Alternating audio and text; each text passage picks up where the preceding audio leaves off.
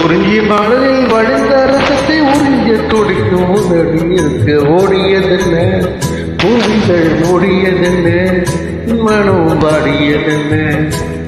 ஒரு மாலை இரவும் சேலை தொழவும் வேலை பிறத்தாலும், அந்தி மாலை பொழுதில் இணை புரியும் ஆசை பிறத்தாதோ.